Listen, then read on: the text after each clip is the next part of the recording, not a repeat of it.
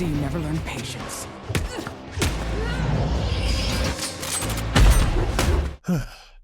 This show has rotted my brain for the past 3 months. As someone who loves the media arts and aspires to create my own kind of stories one day, Arcane has inspired me the most out of any piece of media that I've watched to do so. The fact that it comes from League of Legends still baffles me to this day. If anyone was to tell me 4 years ago that a League adaptation would have a life-altering effect on me, I'd have told them to get out of my face with that ridiculous take. But then Season 1 came out. Released on November 6, 2021, Arcane Season 1 started to garner critical acclaim, with even the harshest critics stating it was better than it had any right to be. It had been a long time since I've seen the discourse around a new season of a new IP be universally recommended by a good 95% of the media arts community. I was very hesitant to watch it at first, as I didn't care for a League of Legends adaptation.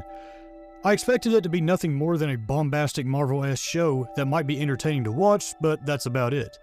When I finally did, what I got instead was a masterfully told tragic drama story that had a tone more akin to the Shawshank Redemption than the Avengers. It didn't seem like it was trying too hard to funnel people into the game, but tell a really good story using the League worlds and champions. It transcended being a game adaptation and went toe-to-toe with some of the best seasons of television. It impressed me so much that it kickstarted a path to pursue storytelling as a passion within me. I've always loved storytelling, but no other piece of media has made me come to the conclusion that it was what I wanted to pursue. It also actually made me sing along to an Imagine Dragons song for once. Oh, the misery. Everybody wants to be my enemy. It's one of my personal favorite seasons of television. Jinx's arc from Powder to Jinx is one of my favorite character arcs in all of fiction, and no, I am not kidding. So to say that I was excited for Season 2 is an understatement. I don't get excited about much media nowadays, but to see the continuation of a story that I adore excited me like no other piece of media has. And then Season 2 released.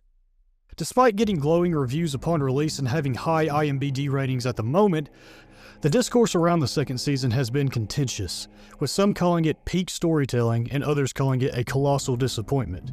It's a far cry from the discourse around the first, where it was universally acclaimed. Why is this? What about the second season has caused this reaction? Well, my name is Tristan, and welcome to Durathion, a YouTube channel where me and my brother do critical analysis videos on different pieces of media. This whole situation around Arcane's second season has prompted us to decide to put our 2 cents into it after letting it set for a while. We also always wanted to do critical analysis videos as well, and we decided no better piece of media to start with than Arcane. Many videos have been made going over the various plot holes, contrivances, and inconsistencies of Season 2. But in this video series that I'm titling Why Arcane Season 2 is So Contentious, I will be going broad in comparing the priorities, theme and world building, narrative structuring, character development, and style and tone of both seasons in the next few videos over the next few weeks, as Season 2 has a shift in all of these, making it feel like a different show to a lot of people. I also think that it is good for people to be having discussions about these things, because though it's popular and beloved, it's healthy for there to be people pointing out where the series faltered and could have been better, as this is how we make decent to good art become great. But before I do, I want to make something clear. I am someone who is big on subjectivity when it comes to art. Personally, I don't like Season 2 as a whole as a continuation of the first. There are parts of it I like, but I'm ultimately disappointed in it.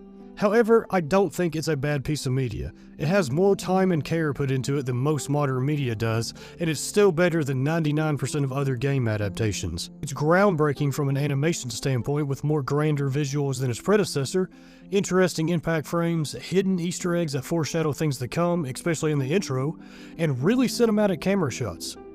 The action is very entertaining to watch, the voice acting is phenomenal, the music is fantastic, and it has themes like healing and forgiveness that some people will find value in. Though I will be giving my opinion on specific things about it throughout this series, they are just my opinions. I'm not here to state them as fact.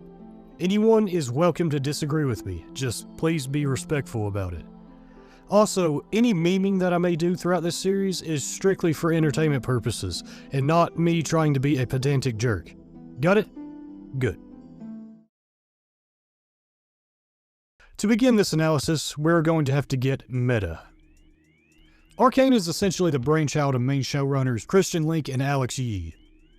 After being rejected by Riot for their first script of the show, they hired TV production advisors, scrapped their previous script, and started from scratch with a new one. They also hired a fairly robust team of writers that included ones such as Amanda Overton, Ash Brannon of Toy Story 2 fame, David Dune, Ben St. John, Molly St. John, and Connor Sheehy. Forgive me if I mispronounce anyone's names. They went on to spend 6 years working on the first season. Amanda Overton, in a recent online interview, stated that it was essentially like a 9-to-5, where they would get together, discuss the script, and constantly perfect it. What she says happened afterwards is interesting. And then in the second season, we also did a writer's room that started off similarly. And then, COVID happened and sort of derailed all of that. And then we ended up working from home. The team kind of shrunk down to me, Alex, and Christian, and the team over in France, Fortiche. So according to what she says here, the writing team shrunk down to just her, Christian Link, and Alex Yee during the pandemic, and those other writers I just listed out before did not return, which adds up, as none of them are on any of the writing credits for Season 2, and most of the script was apparently written afterwards. Now, I am not pointing any of this out to say that Amanda, Christian, and Alex are bad writers. I'm pointing this out to show that there is a fundamental shift in the writing room. Having 5 other writers' perspectives and input be absent for the continuation of the story they were originally a part of can definitely lead to a shift in priorities in how the sequel is handled. There is also conflicting reports of the fact that the show costed over $250 million to make, and Riot deciding to make the show canon affecting the process as well. But at the end of the day, most of us will never truly know what happened behind the scenes. All we got is that the writing team shrunk down, and there was definitely a shift in priorities in Season 2, and speaking of which, in an interview with main showrunner Christian Link in an Inverse article, he stated that Season 1 focused on human problems, and in Season 2 they focused on being more conceptual. This is a fundamental shift in priorities between the seasons. Season 1 focuses on being personal with its characters, and Season 2 focuses on displaying ideas. This shifts the nuance from being found in the characters themselves and their relationship with one another and the world around them to being in the concepts being displayed. We can see this if we contrast the 2 highest rated episodes of the series. In episode 3 of Season 1, The Base Violence Necessary for Change, the focus is on the old friendship between Vander and Silco and their clashing ideologies on how to deal with their oppression from Piltover, and their history together coming to a head. Vi and Powder, the sibling relationship that serves as the emotional backbone of the show, are caught in the middle.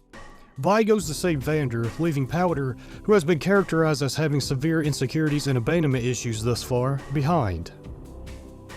As Powder goes to try and save them to prove that she is useful, she ends up getting both her adopted brothers killed and leads to Vander, her adopted father, also getting killed, by using an unrefined hex crystal. This causes Vi, who has been characterized as impulsive thus far, to hit her and reassure her deepest insecurities, and then seemingly abandon her through Marcus taking Vi away. Meanwhile, Jace and Victor crack Hextech at the Piltover Academy, creating a contrast between the relationship building up and Vi and Powder's breaking apart. So, where is the nuance here? It's in the characters, their emotions, their relationships with one another, their problems, motive, desires, and it all being grounded within the cities of Piltover and Zaun. In episode 6 of Season 2, the message hidden within the pattern, the focus is on Victor and his commune as he tries to help bring Vander out of Warwick and reclaim his memories, as Vi, Jinx, and Isha bring Warwick to him. Mbessa and Singed show up, and him and Singed have a conversation about fate and evolution, and Singed wanting him to evolve Warwick to help progress his goal of reviving his daughter. Punished Jace returns from his game of Only Up, and blasts Victor with his hammer, revealing that Victor's followers were plugged into a hive mind as they all fall over. Warwick loses any bit of his humanity he has left, and Isha decides to blow herself up while Victor monologues about how we as humans are both good and bad, 2 sides of the same coin. So, where is the nuance here? It's in the ideas being displayed. Victor and Singed's conversation about fate, death, and evolution. His commune revealed as being a hive mind that rouses the question of how ethical that is, and his monologue about the nature of humanity, the concepts of fate, evolution, erasing people's humanity, and humanity's nature itself. There are personal human moments like Vi and Jinx talking about staying in the commune, Warwick having Vander's memories, and Isha's sacrifice, but they are mostly playing second fiddle to the concepts being displayed. Personally, the human problems of Season 1 is more interesting to me than the conceptual focus of Season 2. While the concepts in Season 2 could definitely spark interesting discussions, the grounded human problems of Season 1 hit me harder. I also think that a lot of the concepts are expressed unnecessarily through monologues instead of simply telling a story that displays them. For instance, Victor's monologue about humanity being both good and bad I feel was thoroughly explored in Season 1 without there needing to be any monologue about it.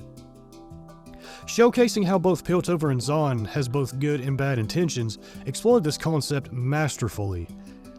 This conceptual focus also permeates the characters and the relationships in Season 2 as well, like Isha being Jinx's lens to stifle her insanity, the cycle theory between Jinx and Vi and their paralleling of Silco and Vander, Caitlyn becoming an authoritarian in the power dynamic between her and Mbessa, and forgiveness being between just about every main character by the end. But the groundwork needed to make it organic is mostly absent, meaning that it mostly happens off-screen, as the audience is left with just the aftermath of these ideas, leaving them to fill in the gaps of what happened. Some people like the theorizing using the ideas being presented, but the problem with many expressing disappointment is that it's the opposite of the organic characterization of these main characters from Season 1.